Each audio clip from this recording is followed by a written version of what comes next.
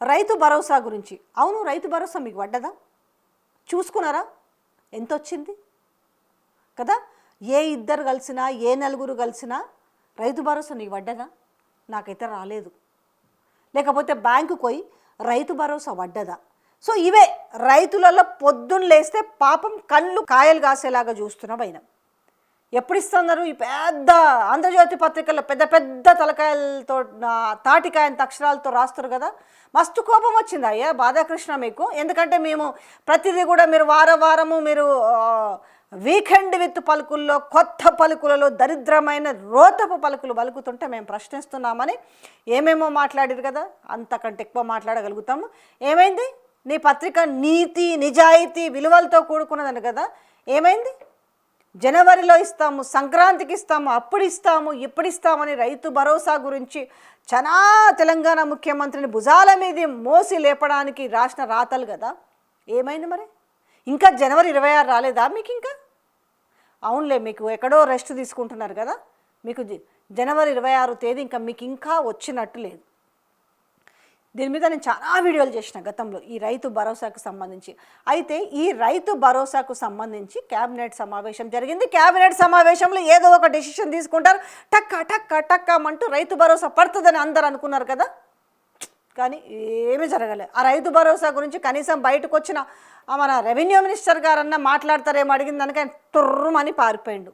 మరి ఇంతకీ రైతు భరోసా వస్తుందా రాదా?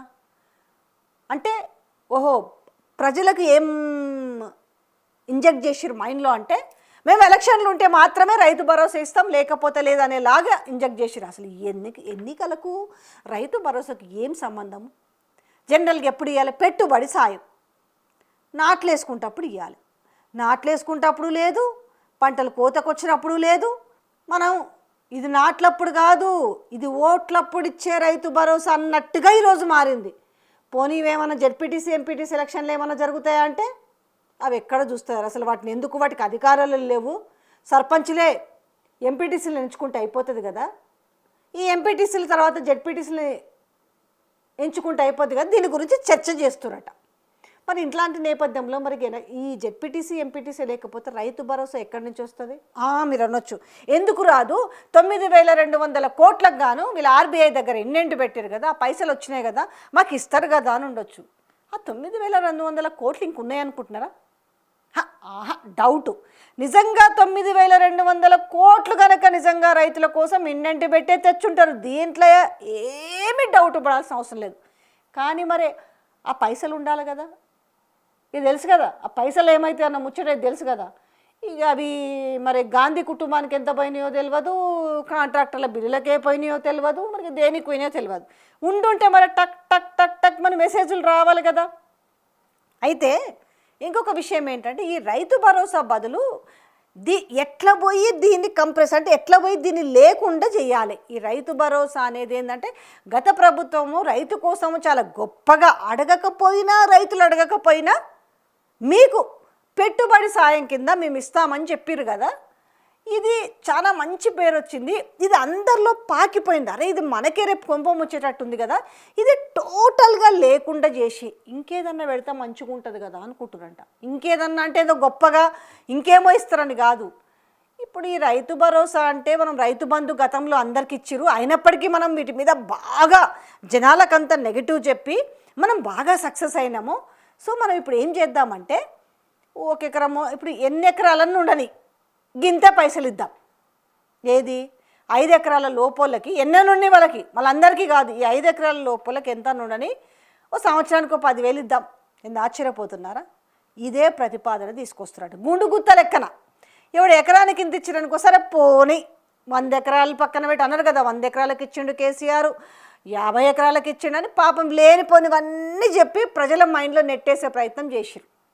వాళ్ళేమో పడావు పడి భూములు ఉండొద్దు, అంత సాగులోకి రావాలి, పచ్చదనంగా ఉండాలని కోరుకుంటే వీళ్ళేం చేస్తారంటే దాన్నంతా నెగటివ్ ప్రాపగండ చేసి ఇప్పుడు ఒక కొత్త స్కీమ్ని తీసుకురావాలని చూస్తారు.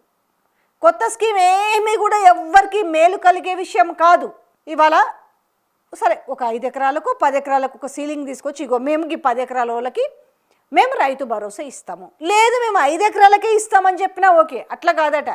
ఈ 5 ఎకరాల లోపు అంతే ఒక సీలింగ్ లాగా తీసుకొచ్చి వాళ్ళకి 1 ఉందా, 2 ఉందా, 10 ఉందా, 20 ఉందా, 30 ఉందా, ఒకటే అమౌంట్ సంవత్సరానికి ఒక 10,000. ఎస్, ఈ ప్రతిపాదన చేస్తున్నట. అయితే ఈ ప్రతిపాదన అనేది వాళ్ళు యాక్సెప్ట్ చేయకపోవచ్చు, కానీ మేము బోనస్ ఇస్తున్నాం కదా అడిషనల్గా, అందుకనే మేము బోనస్ ప్లస్ మళ్ళీ మీకు ఎన్ని ఎకరాలు ఉన్నా సరే మేము 10,000 రూపాయలు ఇస్తాం, మీకు ఈ ఎకరం లెక్కన సంబంధం లేదట. దీన్ని తెరపైకి తీసుకొచ్చే ప్రయత్నం చేస్తారు. ఎందుకంటే ఈ తెలంగాణ ముఖ్యమంత్రి రేవంత్ రెడ్డికి రైతు భరోసా ఇచ్చుడు ఇష్టం లేదు. ఓ విధంగా చెప్పాలంటే టోటల్గా చేతులు ఎత్తేసిండు. ఇంకా వద్దురా నాయన, నాకు ఈ తలకాయ నొప్పి, నేను ఇయ్యను అనే కాడికి వచ్చిండు. ఆ పైసలు దేనుకోదానికి మేము మా జేబులో వాడాలి, కానీ రైతులకు ఇస్తే ఏమొస్తుంది? వాళ్ళే వేస్తారు ఓట్లు, ఎందుకు మొన్న వేయలేదా ఎంతో కొంత మాకు? ఇప్పుడు 66% అని నేను చెప్పుకుంటున్నా కదా, సర్పంచ్ ఎలక్షన్ లేలేదా? మొన్న మున్సిపల్ ఎలక్షన్లో కూడా వేసారు కదా ఎంతో కొంత. ఇంకేముంది, వేయకపోతేనైతే అన్న కూడా ఇద్దుమంబో, మన మీద వ్యతిరేకతతో ఉన్నారు చాలామంది, ఎట్లనే వీళ్ళకి రైతు భరోసా ఇవ్వాలి అనేది ఉంటుండే. ఇప్పుడేముంది, మాకు చాలా గొప్పగా ప్రజలు ఆశీర్వదించారని చెప్పిన తర్వాత మీకు రైతు భరోసా ఇచ్చినా వేస్తారు, ఇవ్వకపోయినా వేస్తారు అనేది వాళ్ళకు గుడ్డి నమ్మకం ఉంది కదా. అంటే మీ మీద నమ్మకమా, లేకపోతే మీరంటే చిన్న చూపు అనేది మీరు అర్థం చేసుకోవాలి.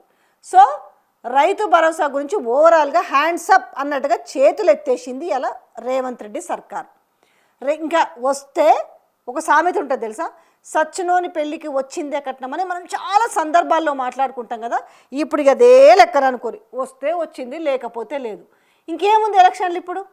జడ్పీటీసీ ఎంపీటీసీ ఎట్లాగో పెట్టేది లేదు, దాన్ని ఇండైరెక్ట్గానే క్లోజ్ చేయాలని చూస్తున్నారు. ఇక ఎప్పుడో చూద్దాం, ఎప్పుడు జనరల్ ఎలక్షన్స్ అయిపోయినాయి కదా, అందుకనే మున్సిపల్ ఎలక్షన్స్ అయిపోయినాయి, పంచాయతీరాజ్ ఎలక్షన్స్ అయిపోయినాయి కాబట్టి ఖమ్మంలో తీసుకుపోయి బుల్డోజర్ పంపిండు. ఎలక్షన్లు అయిపోయినాయి అంటే గతం ఆగమాగం చేస్తారు. ఎలక్షన్లప్పుడు మాత్రం మంచి శుద్ధ పూసలాగా కబుర్లు చెప్తారు. అసలు ప్రజలంటే ఇట్లా సినిమాలు ఇట్లా మొక్కినట్టుగా, మీరే మాకు దేవుళ్ళు, మీవే మాకు దీవెనలు, మీరే మమ్మల్ని ఆశీర్వదించండి. అయిపోయిన తర్వాత కాలు బట్టలాగి బండకేసి కొడతామన్నట్టు జాడిచ్చి.